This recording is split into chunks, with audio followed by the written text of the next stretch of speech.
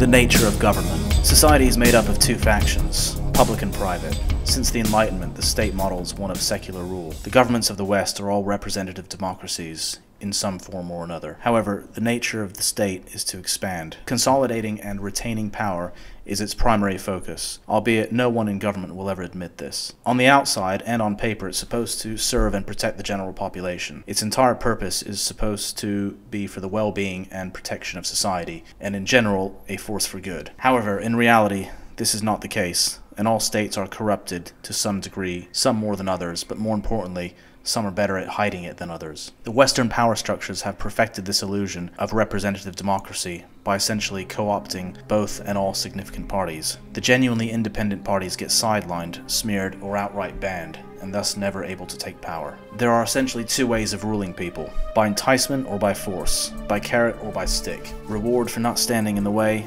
or punishment for speaking out. The West uses the carrot, as this is the best method for long-term stability. As the Romans would say, bread and circus. But even this has a shelf life. The 20th century has seen various experiments on how to rule over a society. Marxism and capitalism are essentially two sides of the same coin. Both are post-Enlightenment and are man's attempt at creating a secular utopia. Both are purely materialistic in nature, which is why they both push science as one of the new gods. In Marxism, the primary god is the state, whereas in capitalism, it's the individual. The collective superstate versus the atomized individual pursuing his own selfish desires. Both are forms of idolatry and are essentially slavery. It's basically modern paganism. In the Western democracies, the state can distract its citizens with consumerism and encourages pleasure-seeking and decadence, giving them free rein to usher in even more controls without much objection, as everyone is busy squabbling over money and status. It's like throwing a fresh piece of meat into a lion enclosure. One can easily sneak past a dozen lions feeding without being noticed. While everyone's busy fighting over an artificially made finite commodity, the ruling class remain unopposed and even unnoticed for the majority. This is why they encourage things like greed, vanity, envy, and other sinful acts that humans are easily corrupted by. Allowing people to feed their lust and desires is a double-edged sword. It keeps them busy and distracted, while at the same time diminishing public interest in the state. In fact, most people will fiercely defend their self-made prison, as they believe liberalism is the ultimate freedom, when in fact they are slaves to their own passions.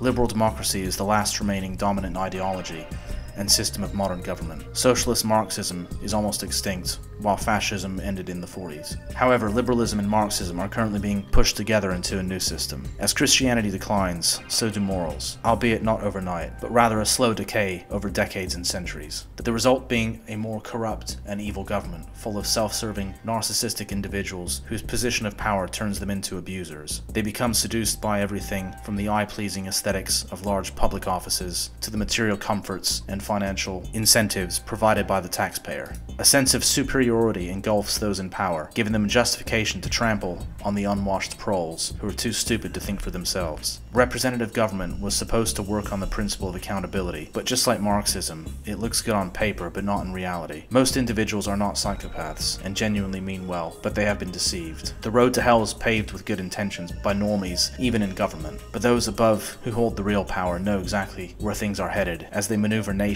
into conflict and socially engineer populations as they see fit in order to push various agendas. With the decline of Christianity, secularism is seeking to further stamp out the church, as it's the only entity that stands in the way of state authority. As morality declines, this is reflected in state policy as fewer people adhere to Christian morals and instead adopt a more modern idea of do as thy will, which is why we are seeing all this insanity in recent years. In conclusion, we can say that the nature of government is self-preservation and expansion and reflects the overall moral character of the population. But as there are so many individuals in government, it means more minds are available for corruption by the elites and oligarchs, especially in the morally decadent West, which has descended into hyper-individualism, where money and the self are gods. So instead of reflecting the moral landscape of the general population, governments are under the control of the globalists who have no allegiance to any nation, nor do they hold any kind of traditional morality. They see themselves as gods, but neither benevolent nor just. They view mankind as a tool to be used,